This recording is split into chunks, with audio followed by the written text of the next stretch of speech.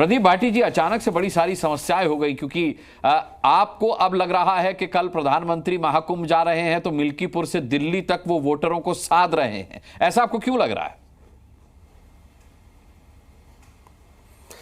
धन्यवाद मुस्कान जी, और आपके सभी दर्शकों को नमस्कार।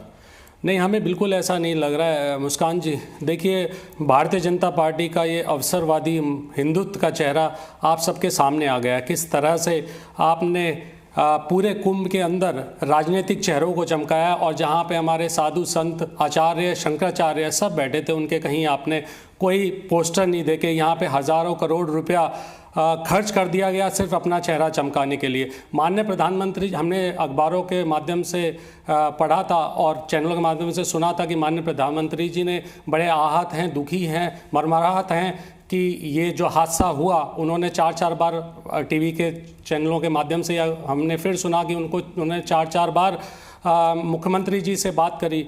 वो 4-4 बार की जगह 10 बार बात कर लेते अनुराग जी, लेकिन वो जो लोग मृत्यु हुई है जिनकी, उनकी सूची तो जारी कर देते, घायलों की सूची तो जारी कर देते। आप जिस तरह से कुंभ का आपने किस तरह से कालिक पोतने का प्रयास किया है, किस तरह से आपने सिर्फ उसको एक राजनीतिक अखाड़ा बना के रख दिया है, कैसे साधु संतों का अपमान कुंभ के अंदर हो रहा है, कैसे शंकराचार्य जी के, हमारे धर्मगुरु, सबसे बड़े हिंदुओं के धर्मगुरु, उनका अपमान उस कुंभ में हो रहा है। और ये देश आप चाह रहा है कि ऐसे ही देखता रहे। ये तो कोई नई बात नहीं है कि माननीय प्रधानमंत्री जी जिस दिन वोटिंग हो रही होती है वो कहीं ना कहीं होते ही हैं। तो ये आज की बात नहीं, उनका खुद का वाराणसी का चुनाव चल रहा था तो आपने देखा था कैसे वो साउथ में भी बैठे थे। तो इसमें कोई नई बात नहीं, और हमें इससे कोई आपत्ति नहीं हो, कोशिश भी बहुत कर रहे हैं इस बात को।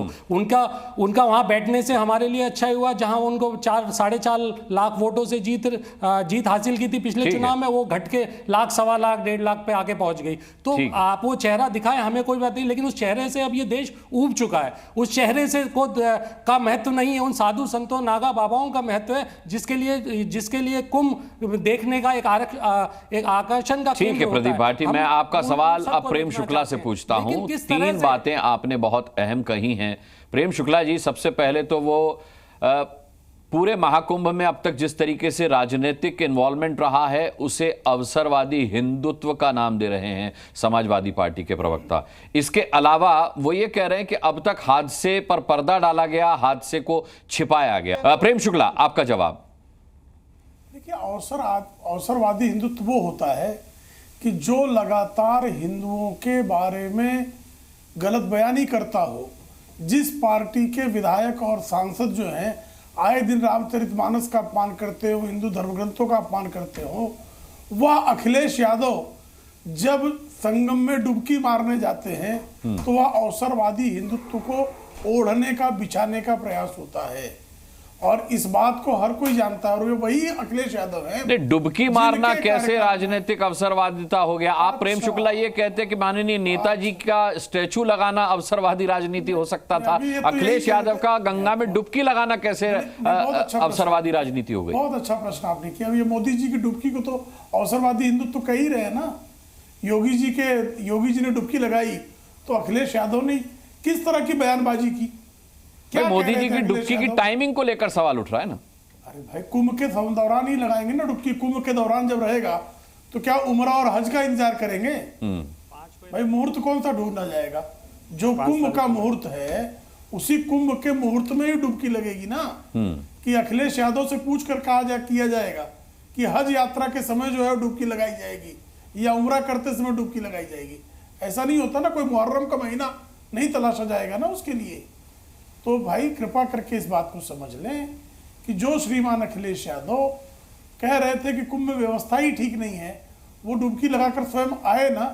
और वो डुबकी लगाए तो राजनीतिक डुबकी थी क्या वो? उनका जो, और वो उन शंकराचार्य पूजनीय अभिमुक्तेश्वरानंद जी के चरणों में जाकर बैठे थे जिनको अपने कार्यकाल में उन्होंने पुलिस से लाठियों से पिटवाया था। इससे अधिक बेशर्मी और क्या हो सकती थी? उनको पहले जब शंकराचार्य जी के यहाँ गए उनको दंडवत होकर क्षमा मांगनी चाहिए थी कि मैं इतना बड़ा अपराधी हूं कि हिंदुओं के शंकराचार्य पर लाठी चार्ज कराने का कुकर्म कर चुका हूं मैं। मेरे पिता जो है उन्होंने कारसेवकों पर तो गोली चलवाई ही थी। वो क्रूरता तो आपके खाते में थी, लेकिन स्वयं स्वामी अभिमुक्तेश्वरानंद जी पर जिस तरह से लाठियों से उन पर प्रहार किया गया था, आप कल्पना कर सकते किसी मौलाना मुस्कान जी थोड़ा जी मैं आ रहा हूँ एक गलत आरोप लगा रहे हैं। हिम्मत, क्या गलत आरोप लगा रहे हैं? तस्वीरें भेजूं मैं आपको, क्या गलत आरोप लगा रहे हैं? भेजिए। अखिलेश यादव के कार्यकाल में ही भेजिए। स्वामी अवमुक्तेश्वरानंद जी पर मैं जवाब दे दूं? लाठियां भांजी थी, मैं लेता हूं आपसे कौन जवाब। नहीं जानता है जी, सब जानते हैं।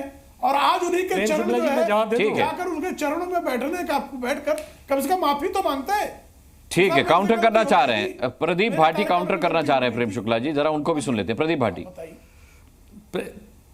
प्रेम शुक्ला जी आजकल पूजनीय शंकराचार्य महाराज को सुन नहीं रहे हैं।